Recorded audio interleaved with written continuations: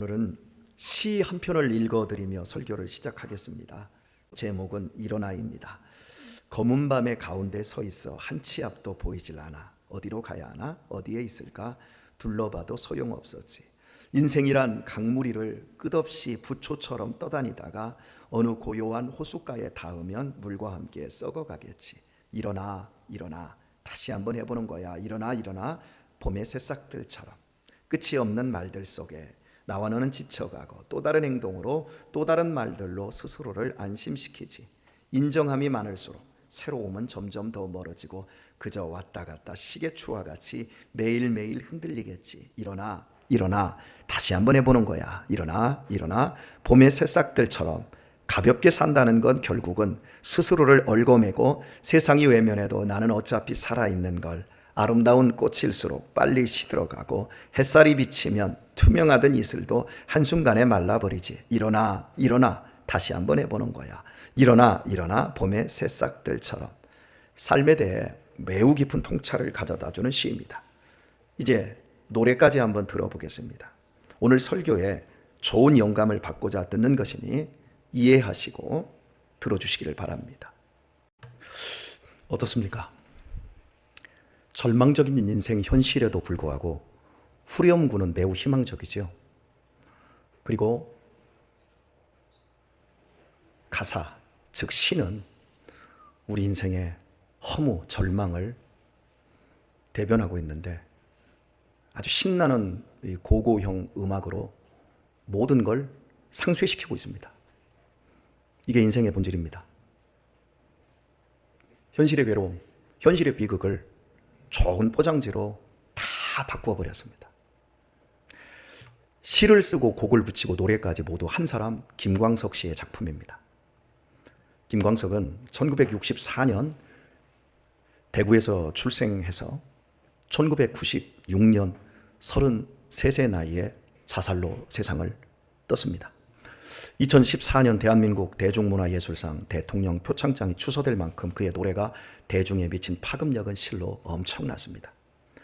노차사 아십니까? 노래를 찾는 사람들의 멤버로, 민중가요의 또 가수로, 현실의 불의에 저항하던 아이콘으로 자리매김하고, 또한 짧은 시간 동안 무려 1000회 라이브 공연을 했고, 지금도 유튜브에 올라있는 그의 수많은 노래들은 최소 수백만 명이 시청 중에 있습니다.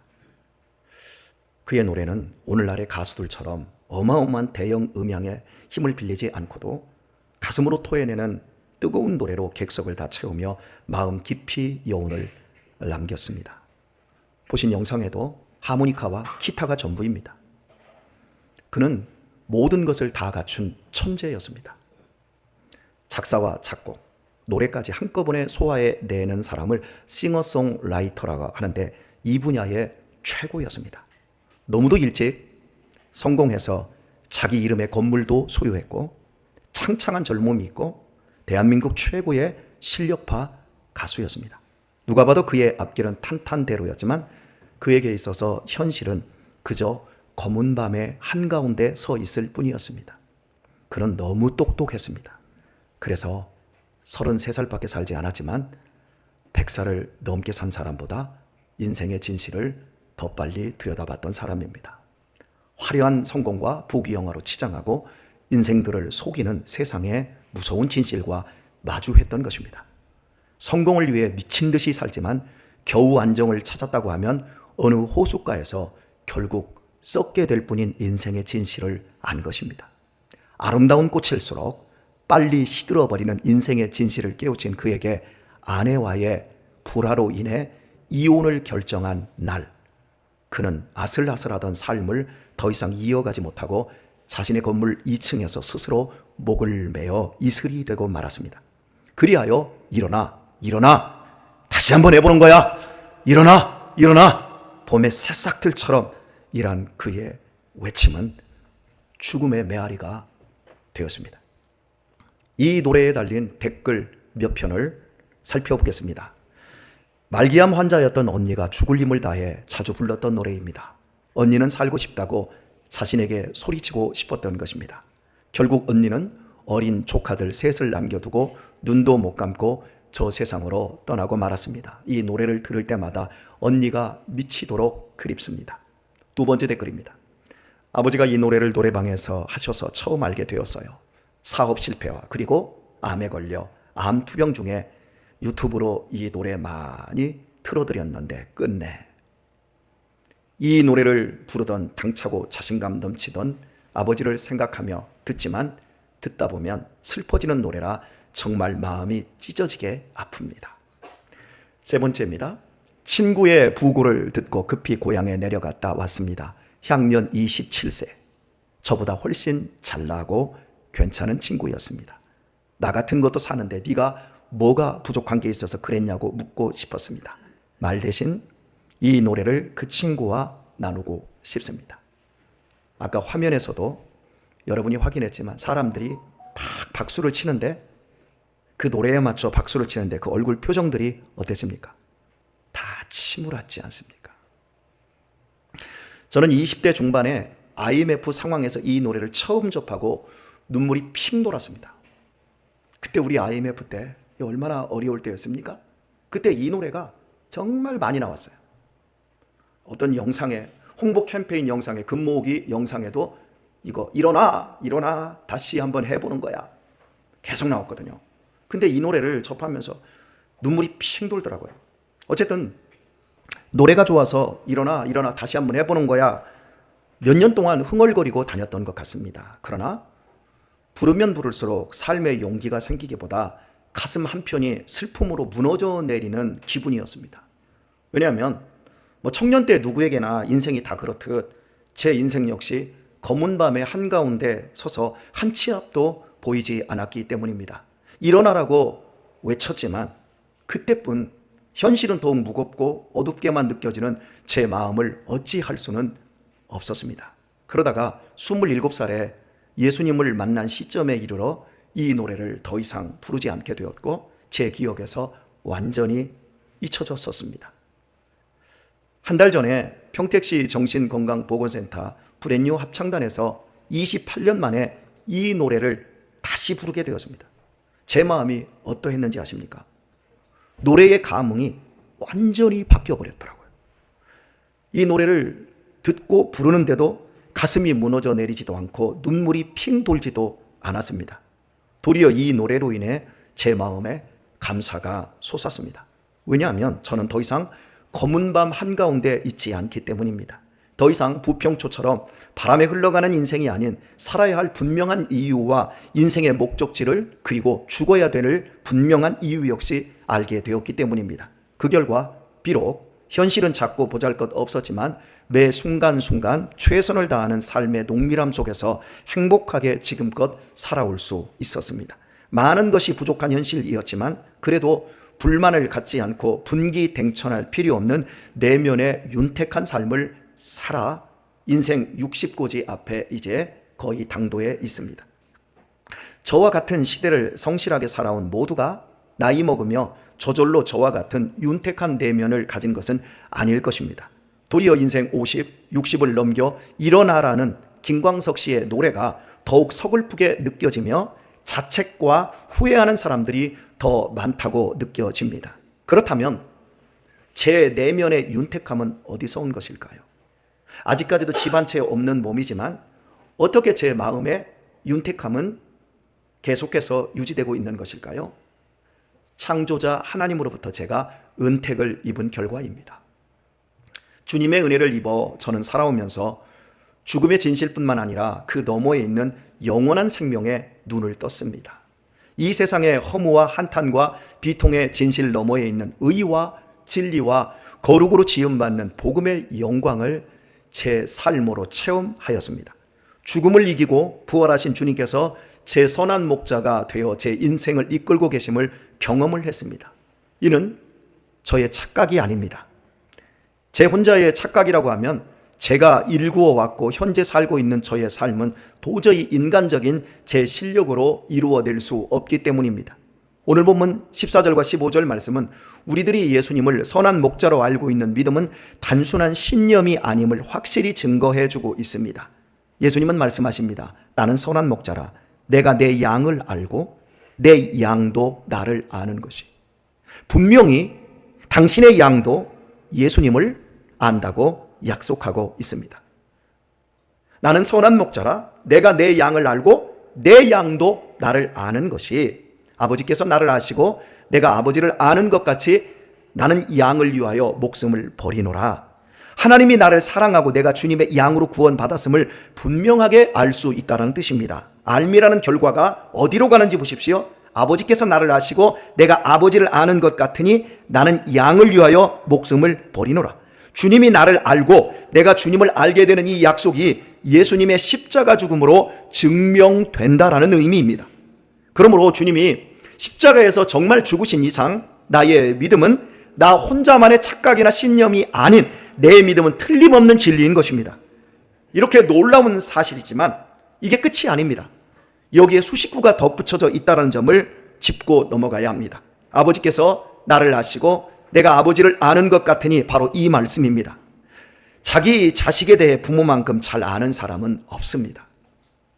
마찬가지로 자식만큼 자기 부모를 잘 아는 사람도 없습니다. 서로를 아는 부모 자식 간의, 자식과 부모 간의 지식은 틀림없습니다. 이는 시간과 공간을 함께하고 사건을 함께 공유했기 때문에 알아지는 지식입니다. 주님께서 선한 목자 되시고 나의 인생을 이끌어 주심을 아는 지식은 아버지와 아들이 공유하는 만큼의 알미라는 의미입니다. 십자가의 복음으로 확증된 하나님의 사랑은 단순한 교리로 존재하지 않고 내가 사는 시간과 공간, 즉 삶에서 경험되는 진리입니다. 다시 강조하지만 내가 하나님과 하나님의 사랑을 알게 되는 것은 희미한 지식이 아니라 대충 아는 개념도 아닙니다. 너무나 확실하게 알게 되는 지식입니다. 주님이 십자가에서 죽으신 이상 주님은 나의 틀림없는 선한 목자이십니다. 나를 완전하게 책임지고 인도하시는 목자이십니다. 세상이 뒤집어진다 해도 주님은 나의 보호자이십니다. 이 놀라운 사실을 믿는 우리가 시간과 공간 속에서 반드시 경험한다라는 얘기입니다. 그러므로 우리는 믿은 세월을 돌아보며 이렇게 고백할 수밖에 없습니다. 모든 것이 주님의 은혜였습니다. 다 주님의 은혜입니다. 이런 의미에서 찬송가 405장의 가사를 생각해 보면 좋을 것 같습니다. 나 같은 죄인 살리신 주 은혜 놀라워 잃었던 생명 찾았고 광명을 얻었네. 큰 죄악에서 건지신 주 은혜 고마워. 나 처음 믿은 그 시간 귀하고 귀하다. 이제껏 내가 산 것도 주님의 은혜라. 또 나를 장차 본향에 인도해 주시리. 거기서 우리 영혼이 주님의 은혜로 해처럼 밝게 살면서 주 찬양하리라. 참으로 주옥 같은 찬양입니다. 전 세계 모든 크리스찬들이 추천 1순위로 좋아하는 찬양이고 앞으로 역사가 종결되는 이후까지도 불멸의 명곡이 될 것입니다. 기쁠 때도 슬플 때도 이 찬양은 모두에게 희망과 위로를 줄 뿐만 아니라 실제적인 힘과 구원을 제공하는 찬양입니다. 이 찬양을 스웨덴의 복음 가수인 레나 마리아의 간증과 함께 들어보도록 하겠습니다. 어떤 생각이 드십니까?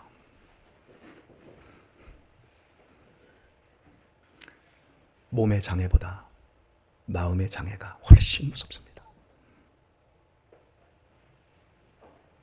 사람에게 있어서 제일 중요한 건 마음입니다. 마음을 세상적인 관념과 세상적인 시선에 의해서 압도당하여 스스로를 어둠 속에 내몰아 자신을 파멸로 끌 것인가? 아니면 내 마음의 주인을 예수 그리스도께 그분이 주인 되시도록 드리고 그분의 이끄심으로 건강하고 행복한 인생을 살 것인가? 여러분의 영혼이 잘 되기를 축복합니다. 영혼이 잘 된 후에 강건하시고 삶의 넉넉함과 부유함도 이루시기를 축복합니다. 세상에는 삶의 처절한 현실과 인간 삶의 허무와 한탄과 비극을 말해주는 많은 시와 노래와 연극과 소설과 영화가 있습니다. 깊이 공감하고 뼈아프게 느낄 진실을 말해줄 현인들도 철학자들도 종교인들도 인생의 귀감이 될 만한 스승들도 많이 있습니다.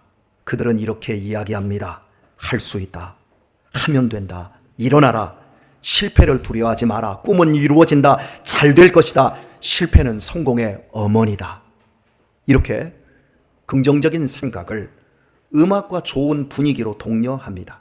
좋은 말이고 좋은 교훈인 것은 사실입니다. 그러나 그것은 진정한 복음이 아닙니다. 죄악의 깊은 밤 가운데 서 있는 인간에게 실제적인 구원을 주시는 복음은 예수 그리스도의 복음 외에 없습니다. 죄인을 변화시키고 패배자를 승리자로 이끄는 복음은 나 위에 죽으시고 부활하신 예수님의 복음뿐입니다. 이 복음을 믿는 자는 그가 어디에서 어떤 절망적인 상황에 있든 현실에 지지 않습니다. 그리고 그런 처절한 현실에도 승리했음을 2000년 기독교 역사가 증명해 줍니다. 레나 마리아와 같은 저런 사람의 이야기들만 가지고 말을 한다면 여러분 일주일 내내 해도 사람들의 이야기가 넘쳐납니다. 참된 복음은 우리를 위하여 나를 알고 나 위에 죽어주신 예수 그리스도의 십자가 복음 외에 없습니다. 인간은 도시 문명을 일구고 지구를 지배하고 있지만 그러나 실제로는 매우 약한 존재입니다. 인간의 삶이란 언제 어떻게 잘못될지 한치 앞도 알 수 없는 검은 밤의 한가운데 있는 것과 같습니다. 죽음의 순간이 쉽게 찾아오리라 생각지 못하고 삽니다. 언제나 그렇듯 내일이 올 줄 알고 있습니다. 그러다 죽음이 삽시간에 나타나 목숨을 끊어놓기 위해 빛의 속도로 무섭게 달려들면 허둥대다가 죽어갑니다. 사랑하는 우리 교우 여러분, 어느 날 나에게 죽음이 찾아올 때 어떤 지식이 초연하게 죽음을 맞이하게 할 수 있을 것 같습니까? 부동산? 주식? 비트코인? 인문학적 지식입니까? 오직 예수님을 구주로 믿는 지식뿐입니다. 오직 십자가에서 나 위에 목숨을 버린 구주 예수님을 아는 지식만이 우리를 마지막 순간에 웃게 할 것입니다. 그러므로 우리 인생에서 예수님을 알며 예수님과 더욱 가까워지고 친밀해지는 것보다 더 큰 행복이 없습니다. 주님은 나의 모든 것을 알고 계십니다. 나의 어린 시절, 나의 살아온 날들, 나의 부끄러움 현재, 그리고 나의 미래를 다 알고 계십니다. 나의 욕망, 나의 허물, 나의 약함, 나의 죄악을 다 아시면서도 기꺼이 주님은 우리를 위하여, 나를 위하여 죽어주셨고 기꺼이 주님은 나의 선한 목자가 되어주셨습니다. 그런데 나는 주님을 얼마나 알고 있습니까? 나는 얼마나 주님과 가깝습니까?